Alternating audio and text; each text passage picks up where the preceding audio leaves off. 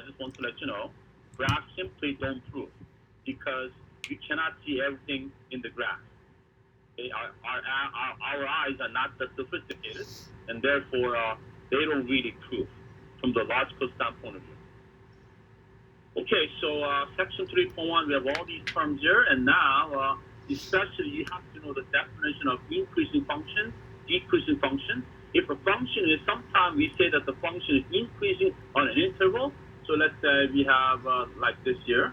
So let's say, how about this? If I give you a function like this, let me graph this one more time, like that, and then like that, and then you have a corner like that, and then this is the xy axis, of course, like this, xy.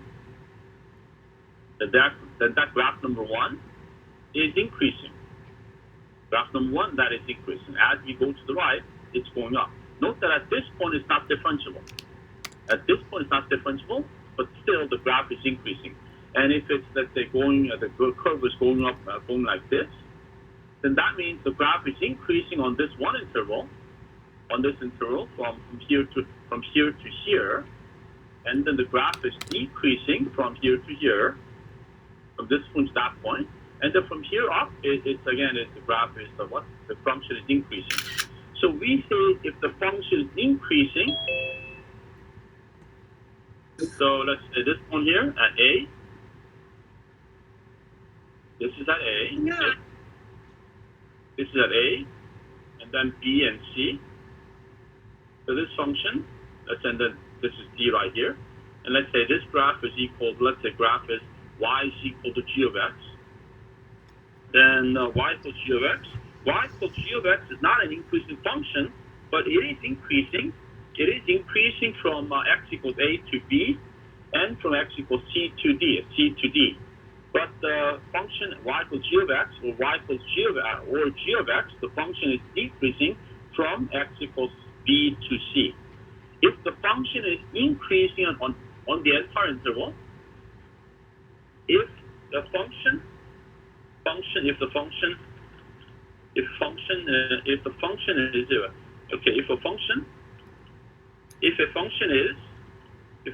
is increasing on the entire interval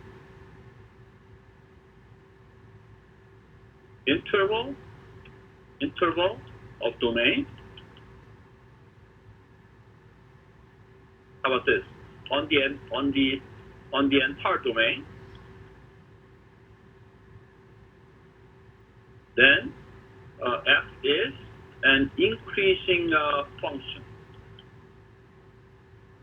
So we talk about a function increasing on an interval, and we talk about a function being an increasing function.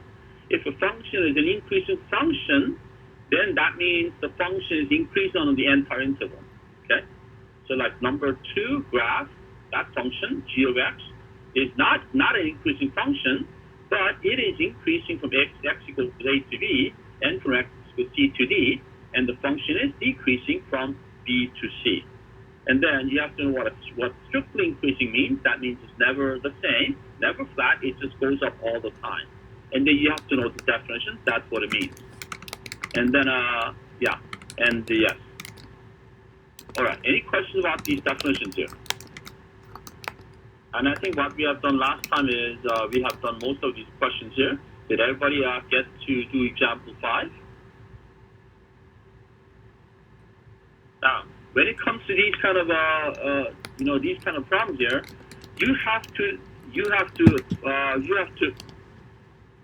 show according to its definition.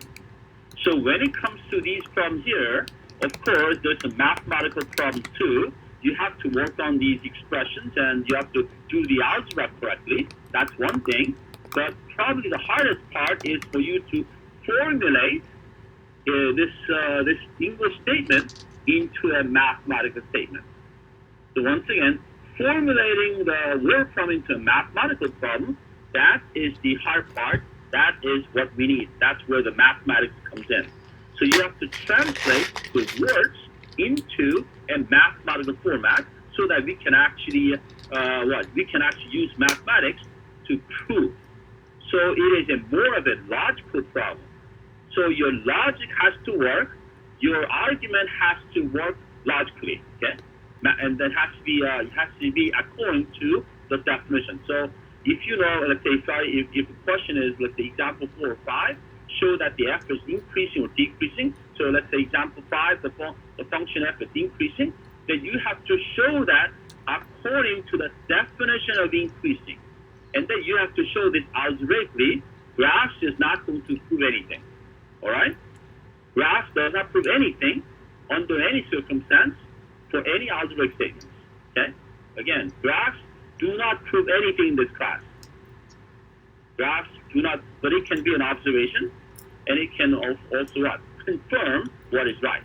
So it is good as a checking tool, and it's also helping us to understand the problem, but it cannot be used as a proof, not because I don't like it, but because it is not accurate. Okay, it is not accurate. All right, any questions here?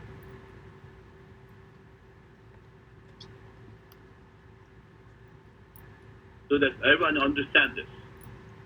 So I think yesterday I've done example 2 and 3, example 2 and 3 and 4. So one has to understand how the logic works. You have to make a clearly logical statement according to its definition. You cannot just say, here's the graph, it's increasing, or therefore it's increasing. It doesn't make sense, okay?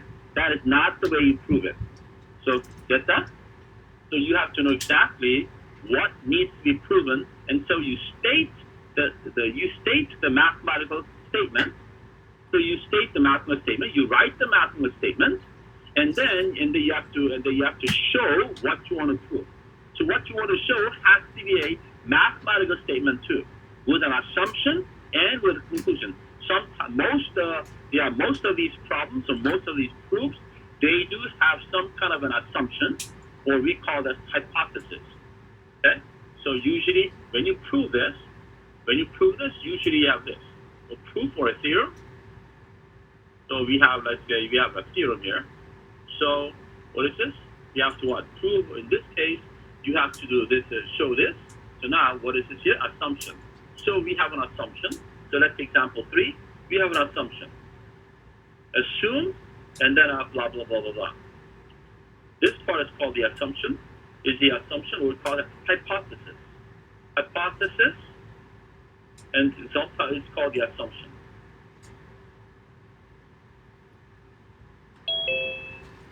Assumption, and they want to, what you want to do is show, and then some kind of a statement. A mathematical statement. The mathematical statement. The mathematical statement, it could be an equation.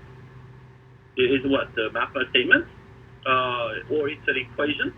It could be an equation, or it could be a linear inequality. It could be an inequality. But there are a lot of statements which are not equation or inequalities. But in this class, most of these will be inequalities. And then, what's the next thing? You have to prove this. Prove. And then, and you have to prove this. Prove the statement. This is usually how the structure goes. Okay? All right? If you have to prove anything, show something, then this is a structure. So what is the assumption? Write it clearly. So what is that you have to show? Write that clearly too. And then you have to do the proof. Again, just by writing the statement does not make it true. If I say that, let's say 7 is an even number. Is an even number?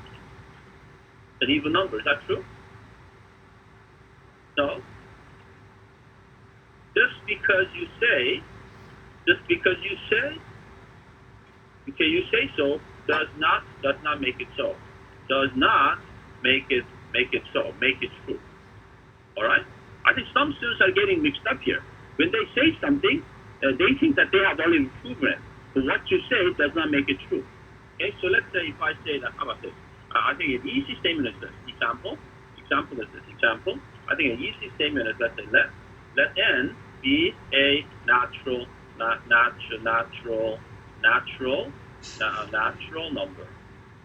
A natural natural numbers like 1, 2, 3, 4, anything. Let n be any. Let n be any natural number. Any natural number. It's fixed. It's a fixed number, but it's any number. This is an unknown constant basically. Now then what? Then n times n plus 1 is an even number.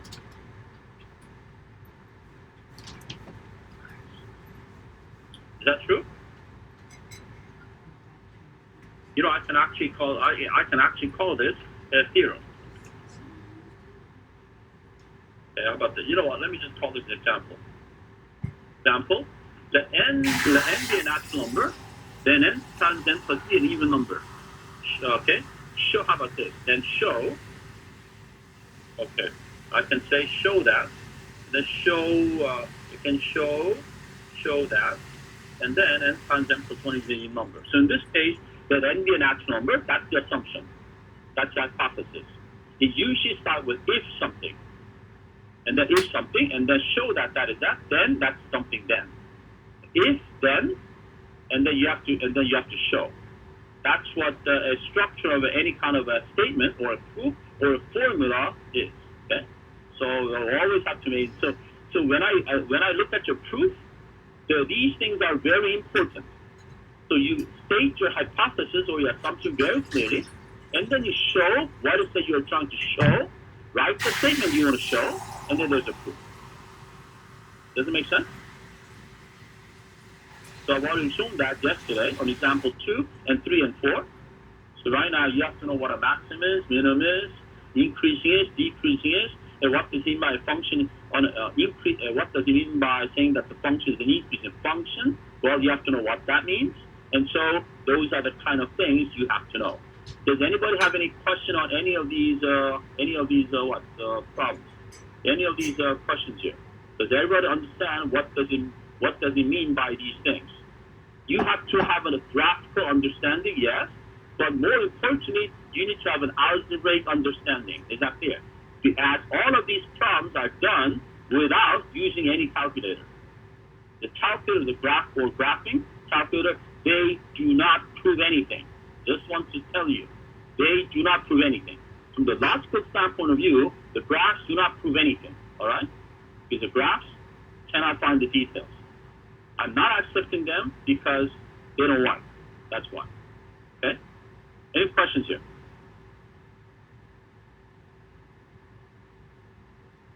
And by the way, this relative maximum, I will probably not ask you in this class because they're a little bit more technical here.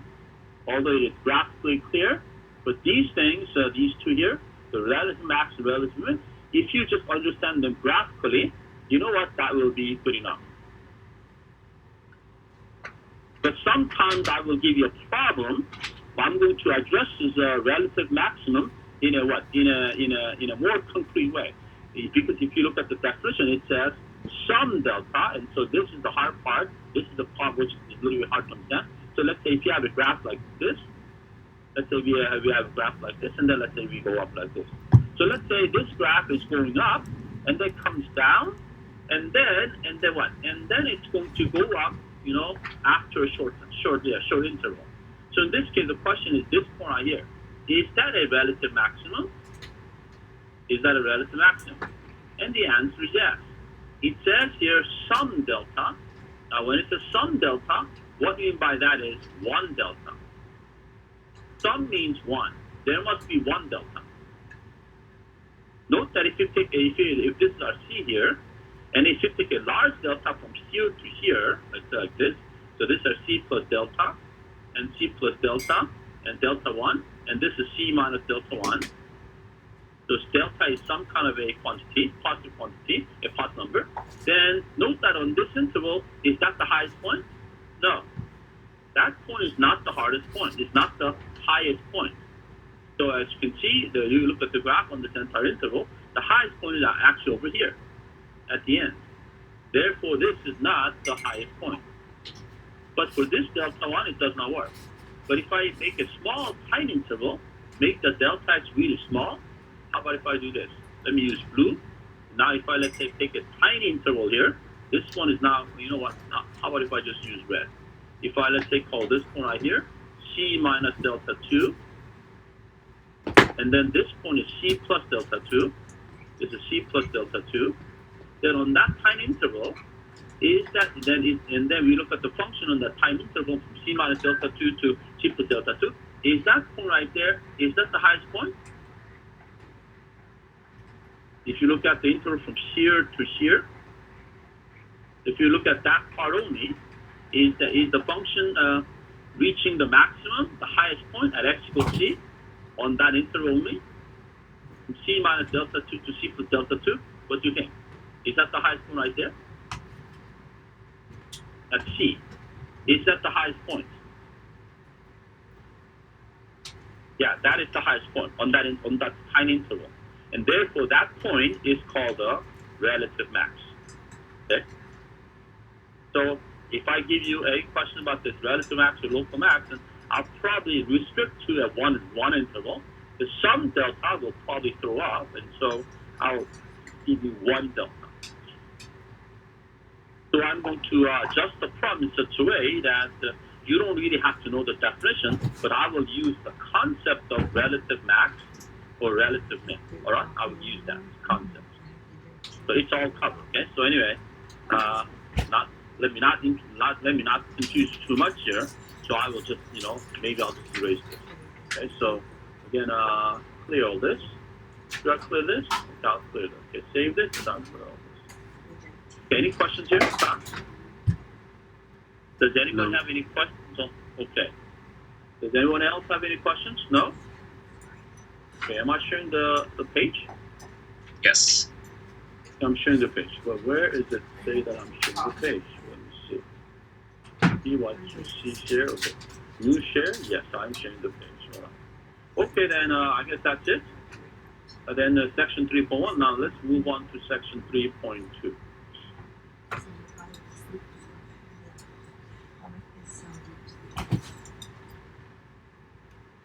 So in section 3.1, we have a bunch of definitions, and let me still write this down again. Okay, so section 3.2. So once again, basically what we have is section 3.1. We have a bunch of definitions. So what is chapter 3 about? Chapter 3 is about basically curve sketching, and at the end we have what we call this optimization. Optimization is finding the max and min, or max and min, or max or min. Sometimes we want to find the max and also the minimum, but in most cases we're interested in finding one side only, either the max or min. Okay, so now these are the key goal, and then for the earlier chapters, right now the earlier chapters we are basically geared towards curve sketching. This is what we are doing. In section 3.1, we have a bunch of definitions. In section 3.1, we have a bunch of definitions.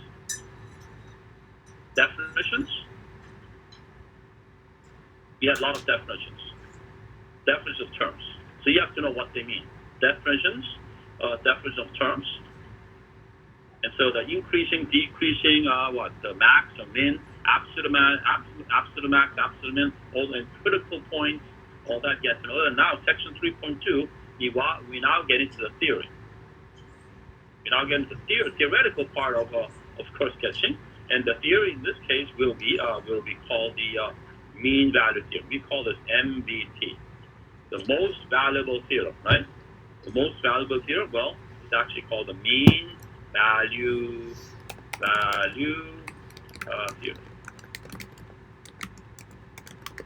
theorem. So I guess I don't have to call this the theory. That is the theory because it is the mean value theorem. So this is the theoretical part. So if you compare to a car, the section 3.2 is like the engine. It's the mean value theorem. It's the theorem. It's the theoretical backup. Okay, and then from the theorems, we will get into actual formulas, the usable practical formulas, and from there we will develop the theory or the procedure for curve sketching. We'll get there. Okay, so now we are section 3.2. And by the way, I'm a little bit running out of time here, so we don't have that much time. So what I would like to do is, I am planning to skip most of these proofs, although I will make some comments about these proofs here.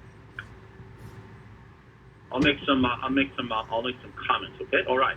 So for you, what you need to do is first, before you actually study the proof of any theorems, you have to understand what it means. And what it means is very important. It's very important, okay? And you have to know these terms very carefully. Okay, so section 3.2. This section here is actually geared towards two theorems. One is you have to know you have to know the Rolle's theorem. Is the Rolle's theorem. This is the first step one. Step one, let me just call it, Rolle's theorem. And then after that, we get to the mean value theorem. The mean value theorem, okay, let me just write mean value theorem.